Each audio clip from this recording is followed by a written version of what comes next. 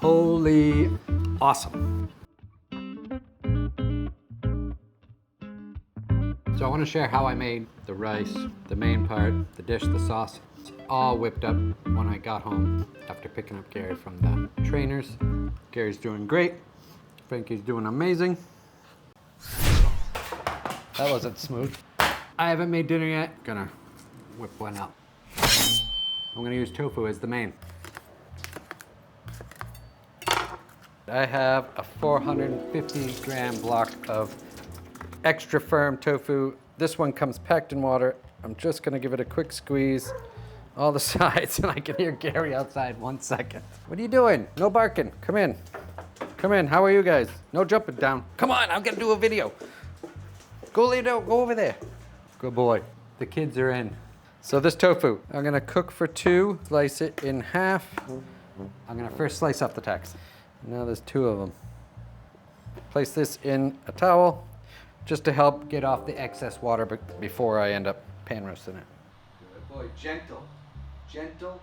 I'm gonna cook for 2 people, and I want enough rice. I'm just gonna add some right to the pan, maybe a cup, maybe a little bit more. I'm gonna take this over, give it a rinse.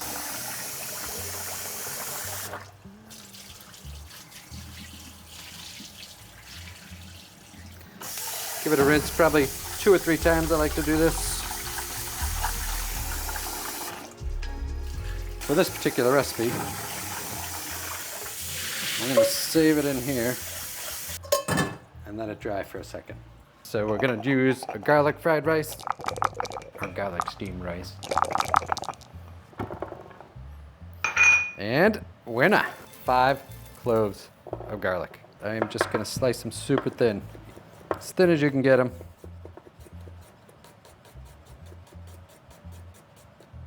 And then when you get to a point where you can't hold it anymore, I just flip it down. And again, thin. Do that with all of them. I like wafer thin, if possible.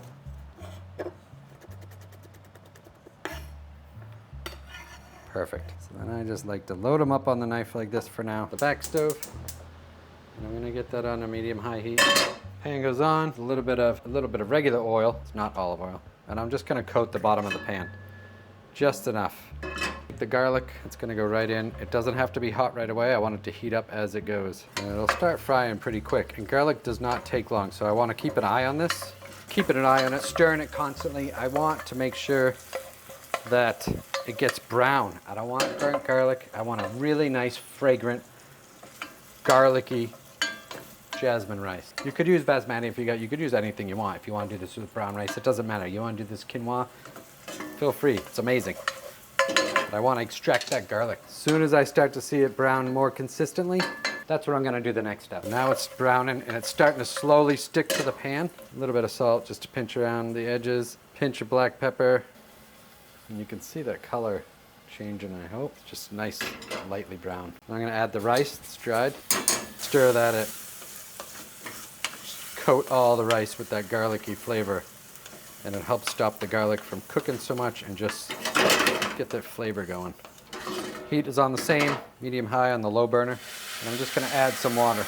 I did not measure this, and you don't have to measure it. I'm just going to use the knuckle right here. I'm just going to add a little bit.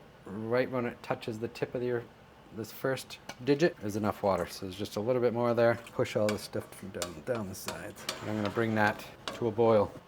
Turn on the stove. 375 convection. All right, as soon as I see that starting to come to a boil, I'm gonna cover it, leave a little bit of space right there, and lower it down to a medium-low heat.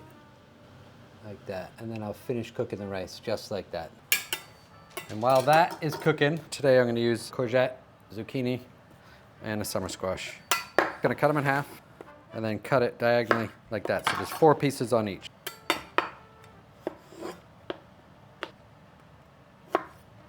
Done. Celery is one of those things I don't think a lot of people use unless you're just roasting or making a mirepoix, but I actually enjoy the flavor when cooked properly. So for these, I'm just gonna do the same, just at an angle. Pop these on here. Next up, broccoli. This one, trim that off. That's the only waste. I'm just gonna trim the branches just like an upside down tree, all the way down. Take them off all the way down, and when you get down to this bottom part, just like this, and then I'll have this left over. And then break these up. For this, I'm gonna try to keep them all this size right here. It's okay if some get smaller, some get bigger, some are a little bigger. It's okay, I'm just shooting for that. So that means the bigger ones I'm gonna cut in half. I'm trying to do as little prep as possible. Just want to get fed. So we have these here. Before I clean up this broccoli mess, I'm just gonna slice these.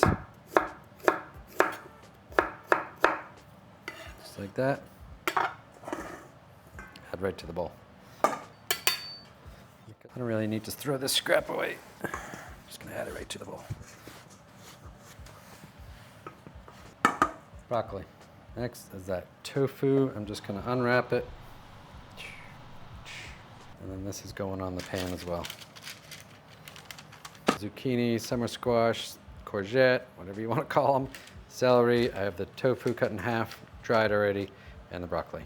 The rice is looking done already. That was like 10 minutes. There's just a little bit of liquid in there, so I'll leave it on for a little bit longer. Leave it on for like 2 minutes. Filled my kettle up with water. I'm just gonna turn that on. This is just gonna sit and steam while I make the rest. As soon as that water boils, I'm just gonna add it right to the broccoli and just cover it. So just gonna blanch it. This is a very easy way to blanch it. You could dirty another pot if you want, but I have a kettle and I'm just gonna do that and let it sit here for a few minutes.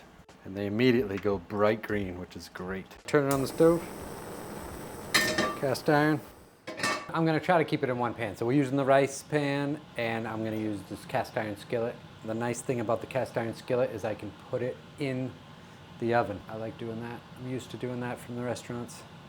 It's a great way to cook if you're able to. I'm gonna add a little bit of oil just to coat the bottom of the pan. And then I'm gonna add a little bit of salt to the bottom. Not too much, just a sprinkle. And then I'm gonna start with the tofu, and you always wanna lean it forward, never towards you.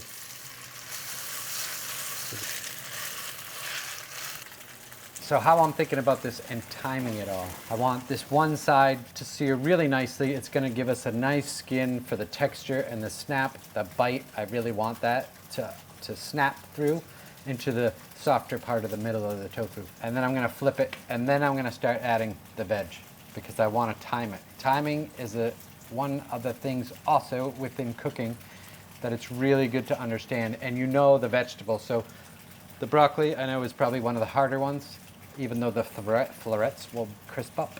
But the stem, I want that soft when we bite into it and chew it. So everything's a matter of timing. So I'm trying to show the timing in this recipe. That was a long way around. Only thing I'm gonna add now is just a little bit of black pepper. Just to this top side. I don't wanna add any salt because I believe it's gonna be salty enough with what I top it with. Okay, so it's been just a couple minutes. I'm just gonna flip this. Again, always flipping over away from you. And a dry towel. So now I'm gonna add the courgette. I add a little bit more oil because I want them to fry a little bit. I'm gonna add them right to the bottom of this. I just want this flat part to be touching the bottom of the pan. Because I want that roast and that skin to form on these courgettes as well. I'm gonna lower the heat to a medium-high heat so I can control what I'm doing. And it's okay if it goes a little bit slower. I fit all those pieces of courgette right on here. So now I know it's going. I'm gonna take it off the heat for a minute and make the sauce that's gonna go on the tofu. And we're gonna bake that right into it. Sauce, got our bowl. There's a ton of spicy chili crisps out there. I'm gonna use this one, Lao Gan Ma. I find it at almost every grocery store and it's delicious. Oh, I love, okay. Super good, this stuff. I put on a lot. So I'm gonna use 2 tablespoons. Yum. Mouth's already watering. This is just plant-based mayo. I was using it for something else, but 2 big tablespoons of this. If you don't want to use the plant-based mayo, you could use the non-dairy yogurt. There's a couple out there if you want that extra funk and you don't want added fat. I was in the Asian market and I found some vegan fish sauce. And I'm a huge fan of vegan fish sauce, so I tend to try the ones out there. And this one is pretty good. And it doesn't have a particular name, it just has a picture of a pineapple on it. So I'm gonna use a splash of this.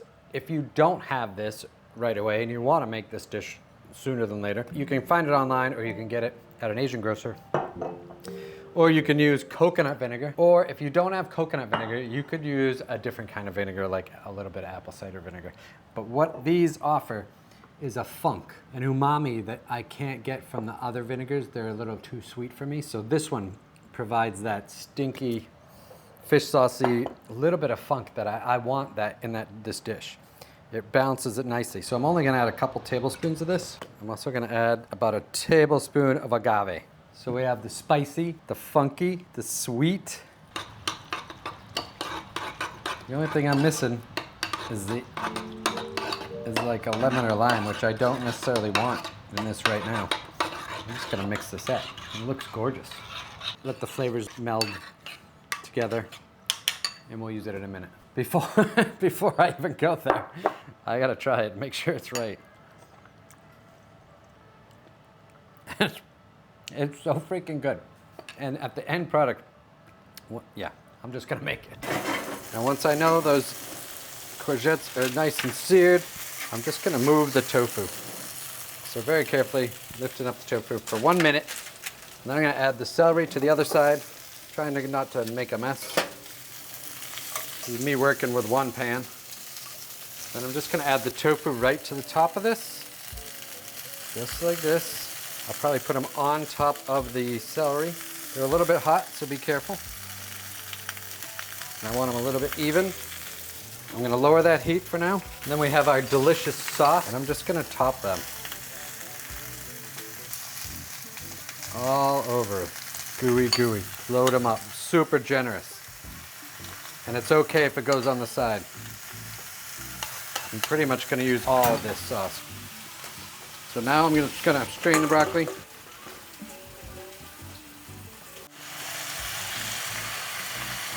This is how I cook at home. This is what I'm gonna be eating tonight. I'm gonna take a little bit of black pepper just to season the top of the broccoli. I'm not adding any oil because I believe there's enough fat already in there, so when I get finished, it'll be fine. A little bit of sprinkle of salt, maybe a little bit more than that. Right in the oven. And I'm gonna roast that for a good 20, 30 minutes. While that's in the oven, doing a quick cleanup. All the dishes are done. Some bowl here. I'm gonna prep up some of the herbs. I have some coriander here, cilantro. Just want that right there, that's probably good. 3 green onions. For the coriander, I'm just gonna rip. It's okay if it's not perfect, you could chop it if you want. I like to do different textures, different things, and I like playing with the food. So if you don't want to play with the food, use your knife. And then for the green onion, I just have 3. Take out the bottoms. Just want to slice them as thin as possible.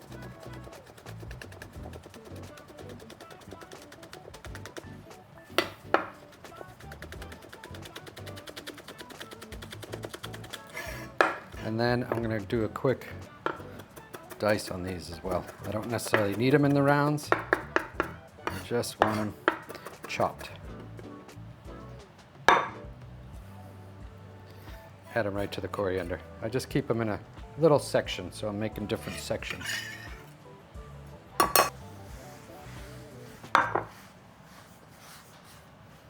Next, just some fresh mint. I'm just gonna pull them off the stems quickly. Discard the stem. Just use the leaves. It smells delicious. Whenever I'm using mint, it just reminds me of it just tastes like fresh. If fresh had a flavor, I think it would be mint. And it smells just divine. So I'm gonna just rip this as well.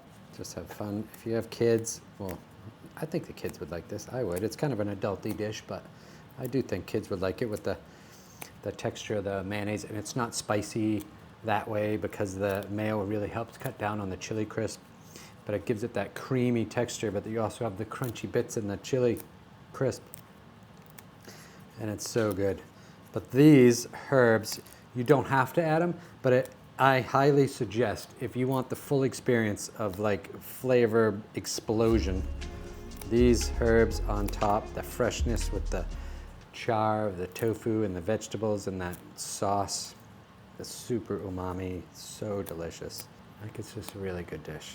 Really excellent date dish if you got a date or not. Okay, so we have coriander, cilantro, chopped green onion. Next up, this is optional. You don't have to add them, but I love it. So I'm gonna just dice these up.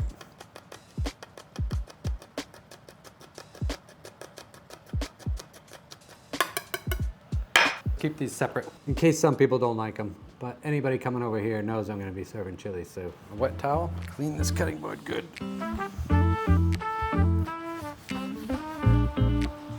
The dish, it looks amazing.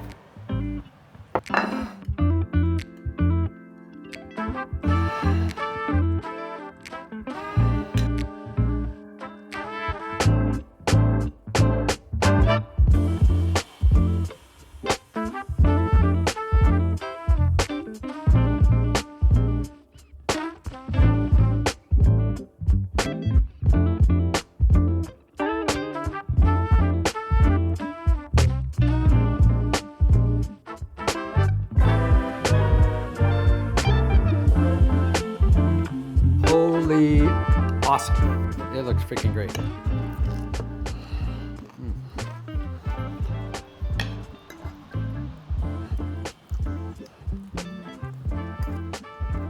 I'm gonna do something I normally never do. Eat like a civilized person. Or at least use a fork and a knife. It's so good. That sauce is just perfectly balanced with a little bit of heat and then that extra kick from the red chilies that I added. The garlicky and the broccoli.